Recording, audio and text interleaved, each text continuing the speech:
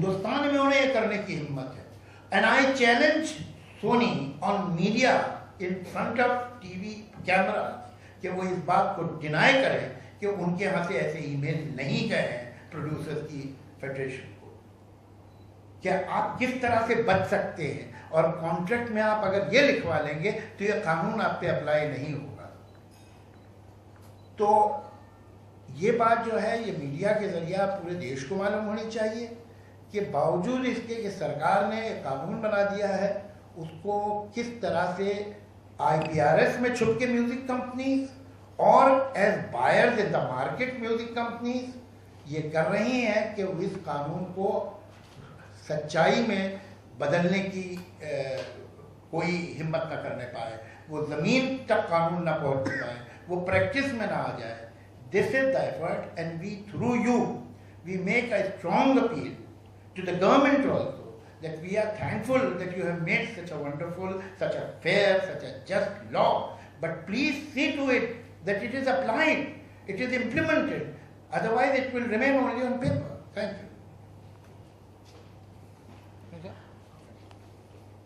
The other, whenever it comes to me, does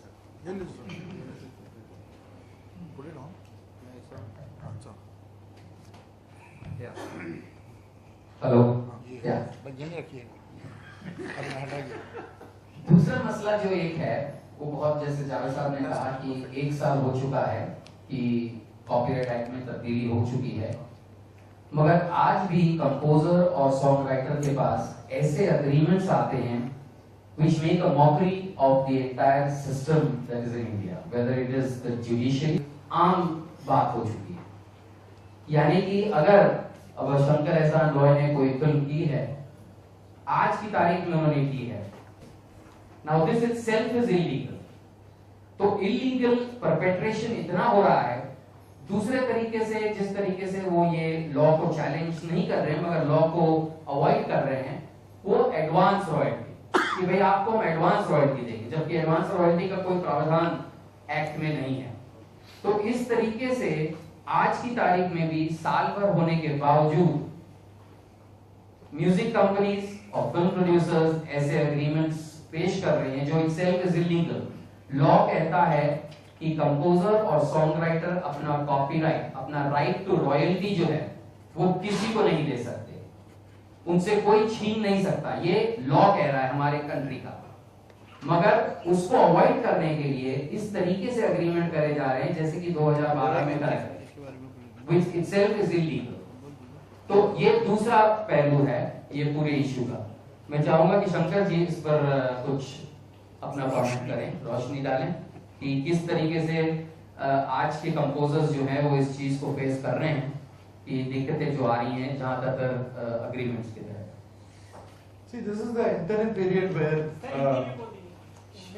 ये जो law आने के बाद इम्प्लीमेंट होने में जो इंटरिम पीरियड है उसमें बहुत सारे ऐसे offers, we would not like to mention names, we would not like to take names specifically, बहुत सारे ऐसे ऑफर्स आ रहे हैं जहां पर एज जावेद साहब पहले भी कह चुके हैं कि इस लॉ को इवेड करके क्या क्या किया जा सकता है ताकि हम लोग किसी पेपर पे साइन करें तो वो लॉ उसमें लागू ना हो। इसके बहुत तरीके सोच के वो करने की कोशिश कर रहे हैं। Actually speaking none of it is valid because अगर हम ऐसा कोई भी डॉक्यूमेंट साइन करते हैं तो it is the agreement becomes null and void. Actually वो उनको भी पता नहीं है। ऑफर्स बहुत आ रहे हैं जिसको हम लोग रिफ्यूज कर रहे हैं, लेकिन क्या है at the end of the day हमारी भी नौकरी है, we have to keep on going. So we have to find out a way in which how this law can come into practice and it becomes a clean functioning platform so that all of us, हम लोगों को अपना काम करना है और peacefully काम करना है, that's all। अब इसी को आगे ले जाते हुए जब ये कलकत्ता हाई कोर्ट में ये अटेम्प्ट किया गया कि जिस तरीके से IPRS को री रजिस्टर होना है उस तरीके से वो जितना डिले हो सके होए ताकि ये लागू ना हो सके एक्ट, इस सिलसिले में जो कलकत्ता हाई कोर्ट ने डिसीजन दिया है वो मैं उसके एक चंद पैराग्राफ पढ़ूंगा जो सबसे इंपॉर्टेंट है उसका। Calcutta high court stated that it is very surprising that IPRS is agreeable to any orders that may be passed by this court. It is also agreeable to a restraint order being passed against it in respect of disbursement of royalties. This would definitely not be in the interest of its members, and the feeling that one gets is that by giving a reply to the letter of the government, IPRS will be restrained from challenging that, and hence, in seeking the order as sought for, IPRS is in fact seeking to preempt any order of rejection that may be passed against it.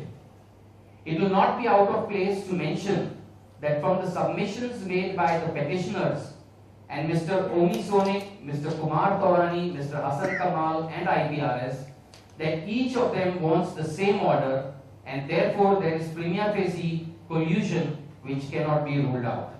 Now this is a very significant order because for the first time any court has stated, हालांकि जैसे जज साहब ने बताया कि पिछले 8 या 9 साल से कंपोजर्स और सॉन्ग राइटर इस फाइट में लगे हुए हैं. They have been getting orders against IPRS for not holding the AGM, और 8 साल तक किसी कंपनी की AGM ना हो, जैसे जज साहब ने कहा, ये एक रिकॉर्ड भी हो सकता है. हम इसमें से जूझ रहे हैं, कंपोजर सॉन्ग राइटर इससे लड़ रहे हैं, मगर ये पहली बार हुआ है कि किसी कोर्ट ने इसका खुलासा किया है कि ये सब मिली भगत है, और इस वजह से हाई कोर्ट ने उस इंजंक्शन को रिफ्यूज कर दिया. इस जब ये कोर्ट में मैटर दायर हुआ, तब हमको as music composers association of India हमको जब पता लगा, तो हमारे चंद मेंबरान जो इसमें एक्टिव हैं, जैसे समीर जी हैं, आनंद जी हैं और सुरेंद्र सोढ़ी साहब हैं, इन्होंने इंटरवीन किया इस मैटर में, और तब जाके हमको ये ऑर्डर मिला. मैं चाहूंगा कि ये तीनों कुछ ना कुछ इस बात पर कहें. पहले मैं समीर जी से आग्रह करूंगा कि बताएं. थोड़ा सा मैं आपको और पीछे ले जाना चाहता हूँ, क्योंकि जावेद साहब ने और संजय ने सारी बात बता दी. जो कानून पास हुआ है और जो प्रॉब्लम्स हैं जिसके लिए हम लोग फेस कर रहे हैं.